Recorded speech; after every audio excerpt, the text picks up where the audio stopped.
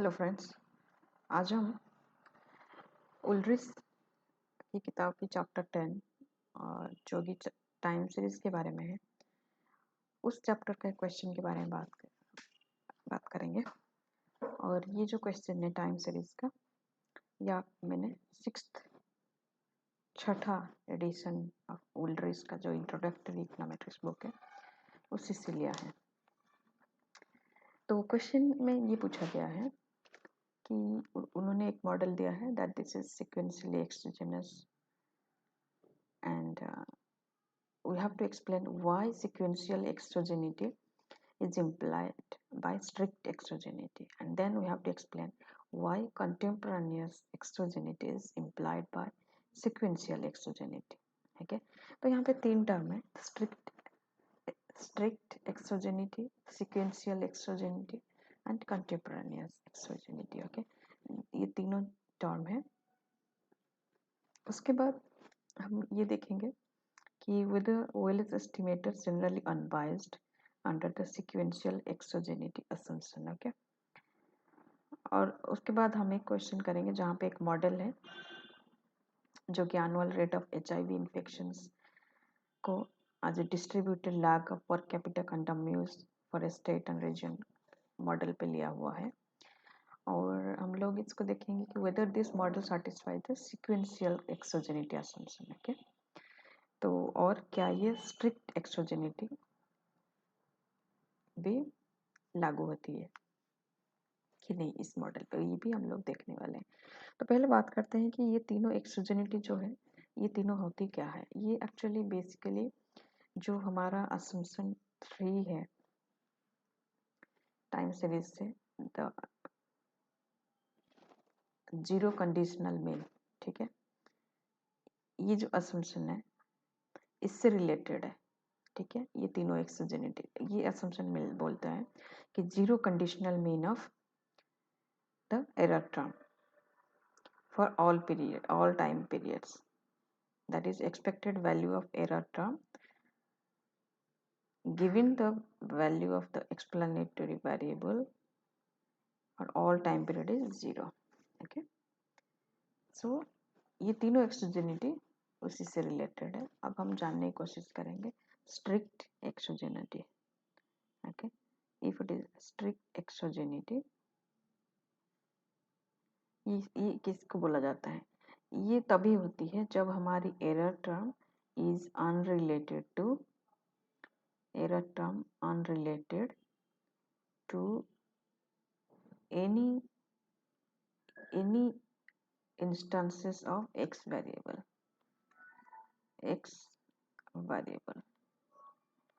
Okay, so what is any instances of x variable? That means ना ये present value के साथ related रहेगा, ना ये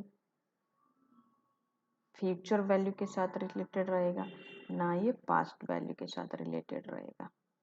ओके, तो इसको हम लोग कैसे लिखते हैं? इसका notation expected value of EUT, that is the error term when values of xt minus 1 dot dot देते हैं क्योंकि पास्ट वैल्यू को दिखाता है xt plus 1।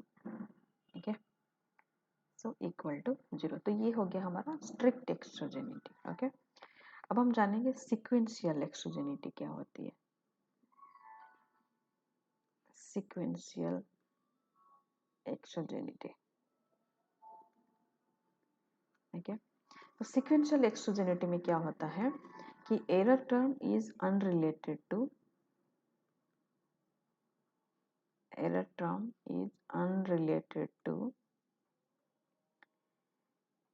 the past or current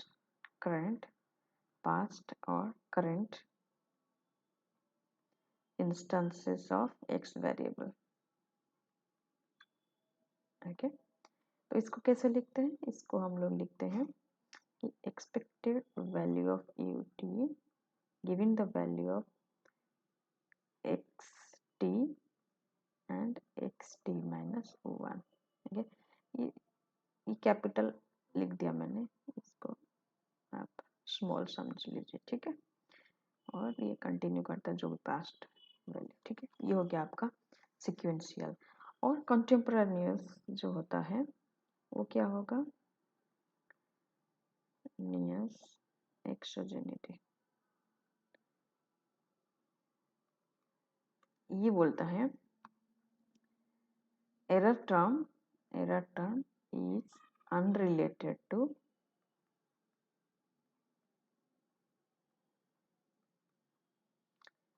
the explanatory variable or the x variable unrelated to x variable of the same period. Okay, to x variable in the same period.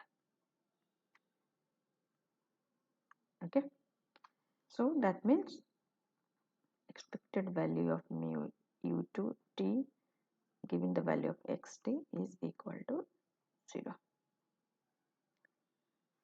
Okay, so these three are the three exogenity. अब हम फिर से देखते हैं कि ये question में अब ये तीनों समझ में आ गया। अब हम ये क्वेश्चन सॉल्व करते हैं जहाँ पे ये बोला जाता है कि why sequential exogeneity is implied by strict exogeneity. ठीक है, तो अगर हम स्ट्रिक्ट एक्सोजेनिटी के बारे में बात करते हैं तो that automatically means sequential exogeneity. Y?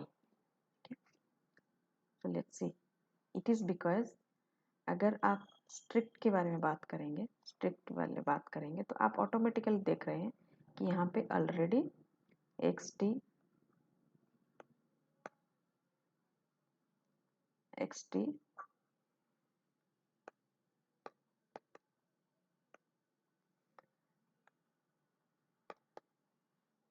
यहाँ पे xt और xt माइनस 1 ऑलरेडी है, राइट।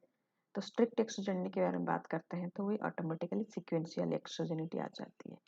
सिमिलरली अगर हम कंटेम्पोरानियस एक्सोजेनिटी के बारे में बात करते हैं तो ऑटोमेटिकली हम सिक्वेंशियल एक्सोजेनिटी के बारे में बात करते हैं। ठीक है, तो ये हो गया आपका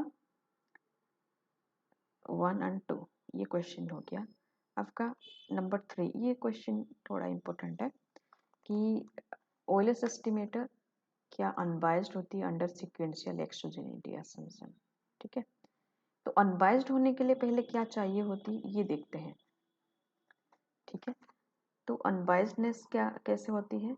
अनबाइज्डनेस तभी होती है जब कि expected value of mu T given the x matrix is 0। okay, so x matrix is what? It is the matrix that is the entire data of the explanatory variable. okay, अनबाइज्डनेस के लिए। लेकिन सिक्वेंशियल जो होती है, sequential में हम लोगों ने देखा कि that is depending on the current and past value. Okay, equal to 0, तो ये नहीं होगा, राइट।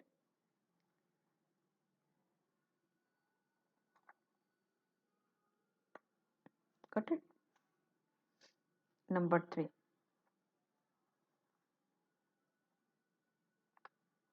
okay, then 4.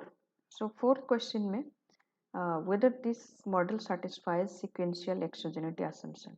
तो sequential assumption हम लोगों ने अभी पढ़ा है कि that is present and past value, right?